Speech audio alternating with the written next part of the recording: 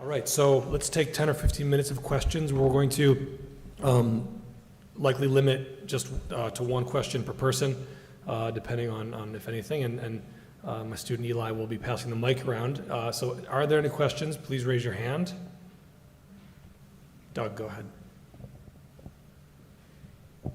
Hi, Helaine, thanks for the talk. Could you say a few more words about the the synagogue rebuilding that's going on in Egypt? Oh, that's really interesting. So what happened is they did decide to rehabilitate a synagogue. I'm sure they're doing this because travel, tourism, it's a market, the way that Spain has a lot of Jewish tourism. So what happened is other Jews came, and it was a celebration. So there was wine. So they closed it down because that contravened the Islamic injunction against alcohol. That's my understanding of what I've read about it, and I don't know how successful it's become, but it was quite an interesting incident. But I have to go through all the documents, but I'm familiar with what you're talking about. Okay, Rabbi Allen, please, and please state your name in case some people don't know anyone who gets the mic. Yes, I'm Rabbi Alan Cook from Sinai Temple. I'm just curious, in these MOUs that, I appreciate your presentation. I understand that they are very lopsided. If the property is held in private hands, does the State Department try to enforce the repatriation of them? I've been reading the literature. I don't know how they operationalize it, but the idea in these MOUs is that which is in those countries stays in those countries, but that they actually, in the same way of reclaiming Jewish art stolen by the Nazis and art that's held in private hands, my understanding is that, yes, these countries can process legal suits against, I'm right, someone's shaking their head, they can process legal suits to get the objects back. That's how I've read it. I'm not a lawyer, but this is what I've read in the relevant literature.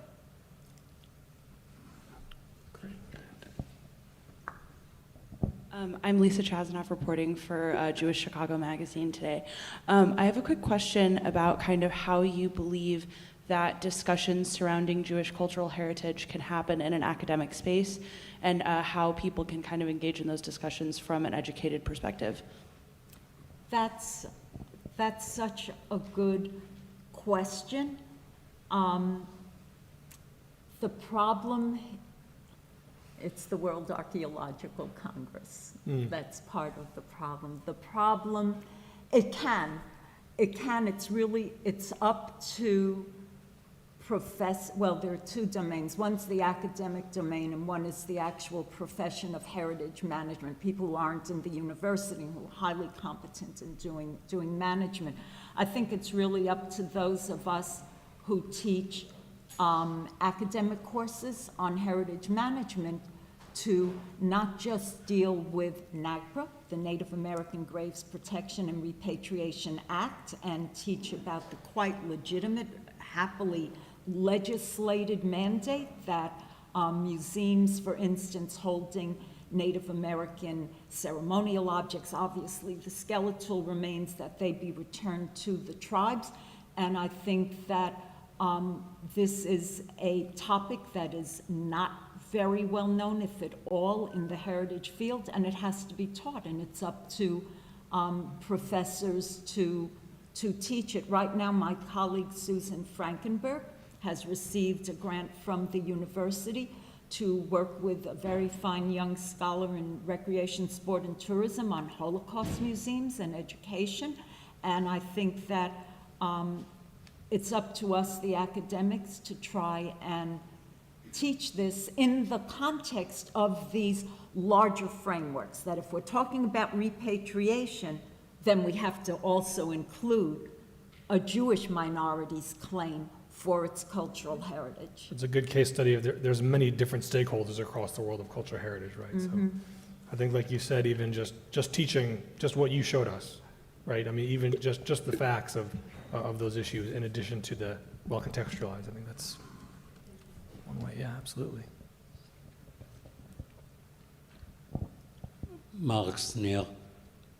I believe that most of the majority of Israeli Jews have Mina ancestry.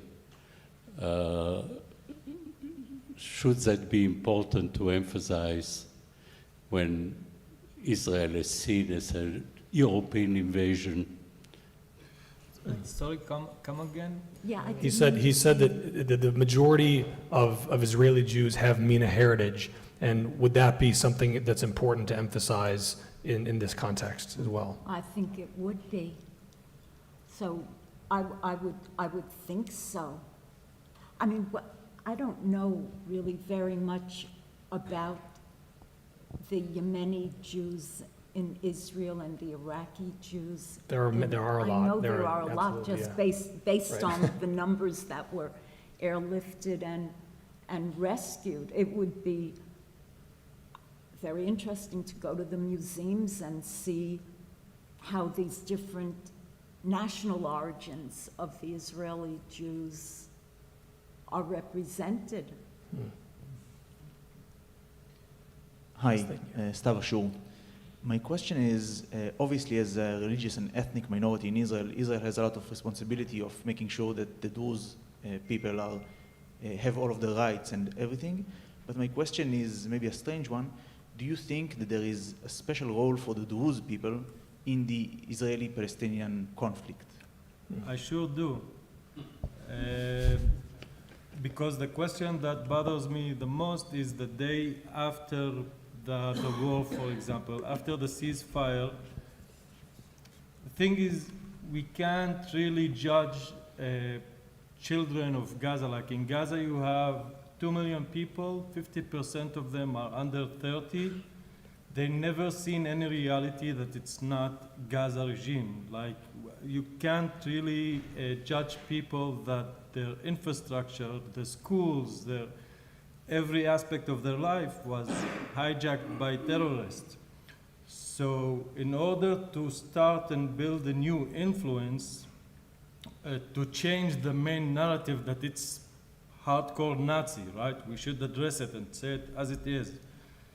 We should start from the sidelines where influence where there's bigger chance for change, and the Druze here play a great role, because I speak with Druze in Syria on a daily basis. They say in their vision, they dream to come and live in Israel or work in Israel or be friends with Jewish people, because they seen the difference. There's a saying in Arabic that says, the one with his hands in fire is not like the one with his hands on water. And the guys here in campuses are with hands on water, and the people that see and feel and have the experience of the Nazi anti-Semitic extremism knows what's better for them. And a Druze could be a crucial link to somehow connect the Israeli state or the Jewish states to the Middle East, because a lot of Israelis now think that Israel as it started doesn't fit right in the Middle East, and I think that Druze could play a crucial role in that. Thank you for your question. Hi, I'm Frank Salameh, Boston College, which is not Boston University.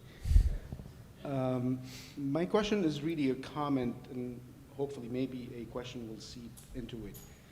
To what extent do you think language and discipline in language, in our use of language, matters in this case? And this applies to all three of you. I saw a few slides and I zeroed in on the language. And the reason I say that is because we live in an age of sound bites and memes and these jingles, war is not the answer, and nobody can disagree with that.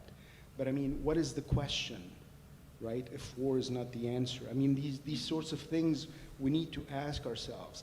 And I was struck by Khalifa's jingle, which I'm going to plagiarize. A Semite can't be an anti-Semite like a Homo sapiens cannot be a homosexual. That's not actually mine. I heard it from Gad Saad, and he addressed it. Okay, I'll talk to Gad. Another Lebanese genius Jewish Yeah, guy. I'll plagiarize it from him. I can't Because I actually credit do on not. I actually do not think there are Semites. That the term Semite is a philological term, not an ethnological term. And if there is an ethnological term meaning for Semite, it's for Jews specifically. So Arabs are not Semites. So to what extent do you think bringing more discipline into the language that we use? Brett, for instance, had a slide that spoke of the Muslim expansion. And I was like, my antennas sort of, why Muslim expansion? Expansion from where? It was a conquest. So let's name things by their names, right? And this takes me to another slide. Israel is Nazi, but Israel was written Israel. Misspelled. Misspelled. Yeah. So I think, the road is long, so we perhaps need to learn language and using language correctly before we begin sort of venturing into trying to understand this conflict. So I don't know if you want to weigh in on this question. Thank you. I will say that